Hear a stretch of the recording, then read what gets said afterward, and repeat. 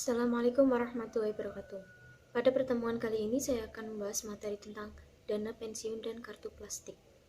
Dana pensiun, pengertian dana pensiun merupakan hak pekerja yang sudah bekerja dalam kurun waktu tertentu, telah memasuki usia pensiun, maupun terkait dengan perjanjian kerja yang telah disepakati. Setiap dana yang dipungut dari masyarakat nantinya akan dikelola oleh lembaga resmi seperti yang tercantum dalam Undang-Undang Nomor 11 Tahun 1992. Dana akan dikembalikan dalam bentuk pensiun setelah jangka waktu maupun alasan tertentu. Nantinya, iuran dana pensiun ini akan dipotong dari pendapatan karyawan itu sendiri, lalu akan diinvestasikan menjadi sebuah kegiatan usaha memberikan keuntungan. Tujuan dana pensiun yaitu sebagai bentuk penghargaan kepada para karyawan yang telah memberikan dirinya untuk bekerja di suatu perusahaan tertentu, memberikan dana simpanan yang dapat digunakan saat masa pensiun sehingga nantinya karyawan yang dimaksud dapat menikmati hasil kerja pada masa tua setelah bekerja bertahun-tahun lamanya. Menjadi sebuah bentuk penghargaan dan kewajiban perusahaan untuk karyawan.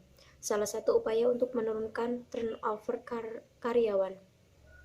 Sementara itu, bagi karyawan yang menerima dana pensiun, ada juga manfaat yang bisa diperoleh seperti adanya jaminan masa tua, di mana karyawan tersebut sudah tidak bisa lagi bekerja karena batasan usia, sehingga ini dapat menjadi jaminan yang baik di masa depan. Terus memberikan jaminan di masa tua, serta meningkatkan motivasi dalam bekerja karena adanya tujuan yang harus diraih. Sedangkan bagi lembaga pengelola dana pensiun, tentunya mereka juga memiliki tujuan dalam menyelenggarakan dana pensiun, yaitu yang pertama menjadi sebuah kegiatan yang berguna untuk mengelola serta memperoleh keuntungan dari berbagai kegiatan investasi yang dilakukan. Yang kedua, menjadi sebuah dukungan yang ditunjukkan kepada program pemerintah yang sedang dijalankan. Kelebihan dana pensiun. Yang pertama, jumlah uang pensiun akan ditentukan dengan gaji karyawan, sehingga nantinya bekerja sendiri yang dapat menentukan kompensasi yang akan diterima pada masa tua. Yang kedua, menjadi suatu akomodasi bagi para pekerja yang telah melakukan loyalitas bagi perusahaan. Kelemahan dana pensiun. Yang pertama, risiko hanya ditanggung oleh perusahaan dengan syarat dan ketentuan yang berlaku. Dan yang kedua, merupakan program yang sulit dikelola dari sisi administratifnya. Program dana pensiun diantaranya Definite Benefit Plan, biasa disebut program pensiun manfaat pasti, yang dimana baik perusahaan dan karyawan memiliki perjanjian bersama.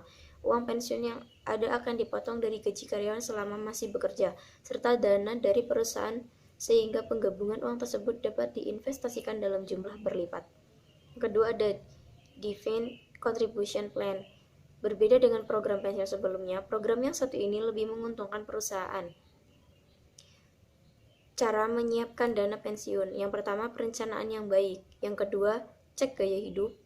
Yang ketiga, buat prioritas.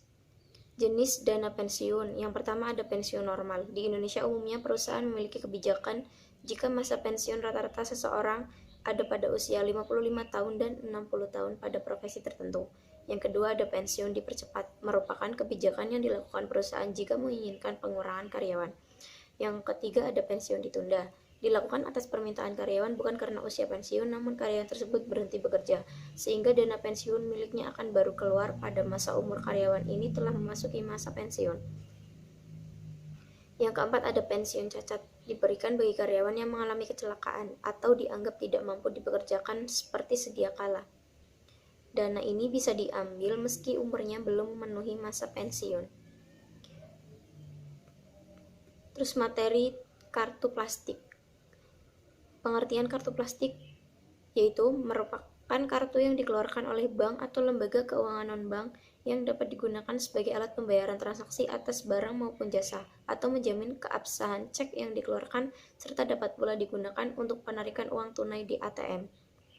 Pihak-pihak yang terlibat, yang pertama, bank atau perusahaan pembiayaan baik sebagai penerbit dan pembayar. Yang kedua, pedagang sebagai tempat belanja. Yang ketiga, pemegang kartu atau cardholder, yaitu nasabah yang namanya tertera dalam kartu tersebut dan yang berhak menggunakannya untuk berbagai keperluan transaksi. Fungsi kartu plastik. Yang pertama, sumber kredit. Kartu dapat digunakan sebagai instrumen untuk memperoleh kredit dengan mekanisme pembayaran setiap transaksi atau secara bulanan. Penarikan uang tunai. Kartu dapat digunakan untuk penarikan uang tunai baik di counter bank atau di ATM. penjamin cek, yaitu kartu dapat digunakan untuk menjamin penarikan cek yang ditarik si pemegang kartu guna meyakinkan si penerima cek dapat bertransaksi. Jenis-jenis kartu kredit dilihat dari segi fungsinya: charge credit card, card debit, card cash, card check, guarantee card. Berdasarkan wilayah kartu lokal, kartu internasional, credit card, debit card. Demikian yang bisa saya sampaikan tentang materi hari ini.